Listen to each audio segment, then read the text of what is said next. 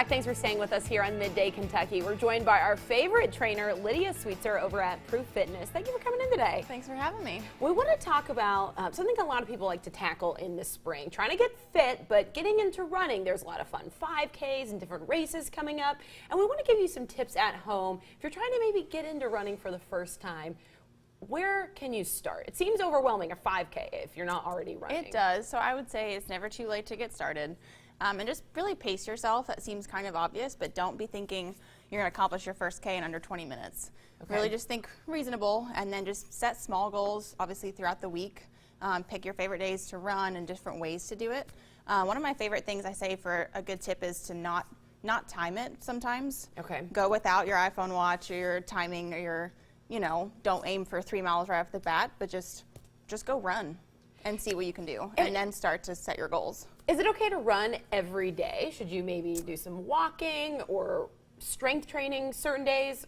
Yeah, I would say if you're really wanting to get serious about running, do run a little bit every day. Okay. You can incorporate with some strength training. I would say definitely incorporate some element of that a couple times a week.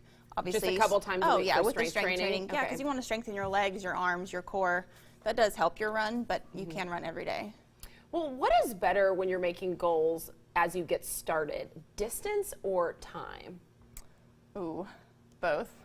I like both. Both. What if we want to lose weight? Is it better to if you run want to lose fast weight, for shorter I would say distances, yes, or try to run for longer times? Yes, I would say run faster to get longer, if that makes sense. Okay. So a lot of times you do more HIIT style running, or I'll just go on the treadmill or outside and just sprint and then walk. So just do different intervals like that. That does help fat loss especially.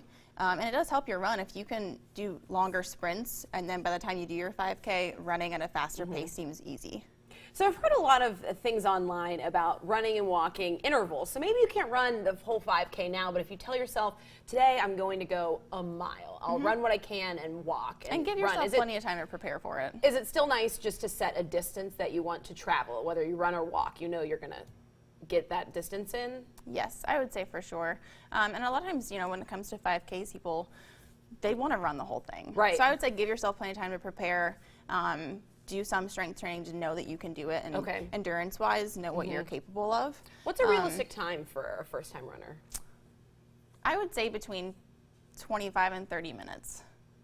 Okay. Yeah, 30 minutes. I mean, that's really good. That's a 10-minute mile.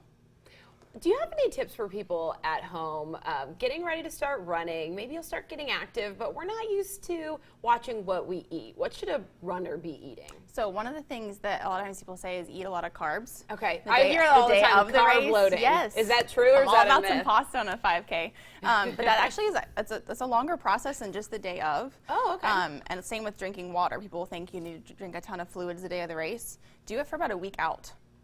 All the bread, all the water. That week of the race, if it's on a Saturday, go all week with that. What do you think about those running gels that people will eat that have, they say the electrolytes, like carbs, but a lot of sugar? Yeah. I mean, it helps. Carbs are good. It does? Sugar is the same kind of idea. It does give you energy for your rest. But I mean, I just like them because they taste good.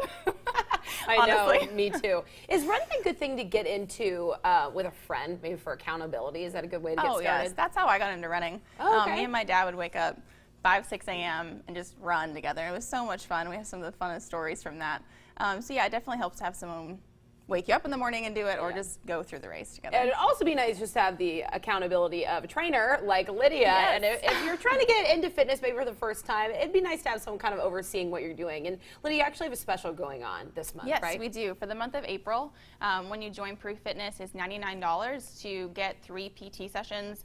It also includes an hour complimentary session with me as well. We'll actually set out your goals, kind of figure out what would be the best game plan, whether you're wanting to get into running or strength training, and then I will set you up with a trainer for 3 sessions, and it all comes for $99. All right, Lydia, thank you so much for coming in today. Thanks for having me. Well, stay with us. Coming up next.